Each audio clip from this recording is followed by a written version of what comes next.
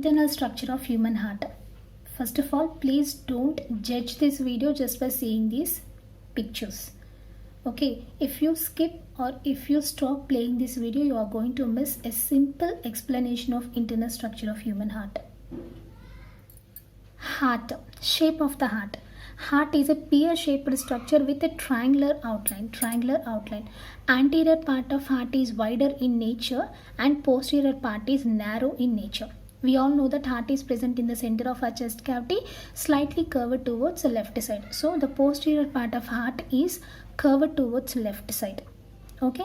Next, heart is covered with two membranes called as pericardial membranes.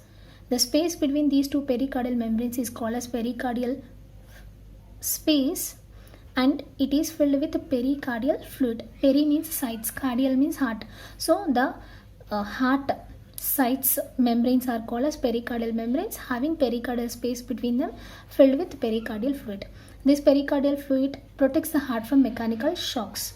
Pericardial membranes, pericardial space and pericardial fluid together called as pericardium, which is useful for protection of heart. Next, heart is divided into four chambers. Four chambers by means of septa, that means by means of partitions in them. Those four chambers are, upper two chambers are called as atria, and lower two chambers are called as ventricles. Upper two chambers atria and lower two chambers are called as ventricles. So this is right atrium, this is left atrium, right ventricle and left ventricle. The lower chambers of heart are having thicker walls than the upper chambers. Why? Because the two lower chambers will help in pumping the blood strongly into blood vessels. That's why the blood moves out of the heart with so much pressure here. In order to withstand that pressure, the lower chambers, that means ventricles, have thicker walls than that of the atria. Next, coming to the type of blood present in chambers. Usually our heart has deoxygenated blood in right chambers and oxygenated blood in left chambers. Deoxygenated blood in right chambers and oxygenated in left chambers. Next, coming to septum, we have septa in heart, which divides the heart internally into four chambers. Already we have discussed about the four chambers. Next, the septum present between right atrium and left atrium is called as interatrial septum. Septum means wall.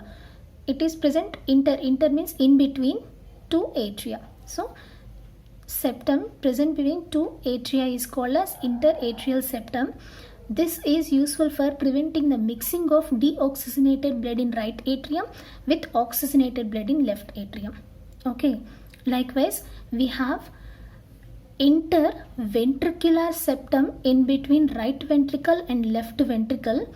Here also it prevents the mixing of deoxygenated blood in right ventricle with oxygenated blood in left ventricle. Okay, that is the function of septa present between atria, right side atrium, left side atrium, right side ventricle and left side ventricle. And we have septa between atria and ventricles also. This septum is called as atrioventricular septum. Atrioventricular septum, that means it is present between atria and ventricles. Right side septum is called as right atrioventricular septum.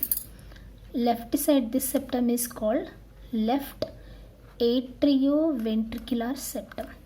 Okay, so the septum present between atria and ventricles is called as atrioventricular septum. This is right atrioventricular septum and this is left atrioventricular septum. But this septum is not continuous in nature. It has some apertures. It has some openings.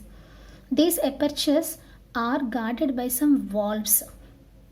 See, right atrioventricular septum has an aperture called as right atrioventricular aperture, which is guarded by a valve called as a tricuspid valve. Tricuspid, tri3. So here this valve has three cusps in it. So right atrioventricular septum has a valve called as a tricuspid valve. This valve is useful for passing the blood from right atrium to right ventricle. Which blood? Deoxygenated blood. So this tricuspid valve opens and allows deoxygenated blood to move from right atrium into right ventricle and prevents the backward flow of blood from right ventricle to right atrium. That means it allows only one direction of blood. It prevents the backward flow of blood. Okay, so likewise, left atrioventricular septum has an aperture called as a left atrioventricular aperture, which is guarded by a valve called as bicuspid valve. Bi means two.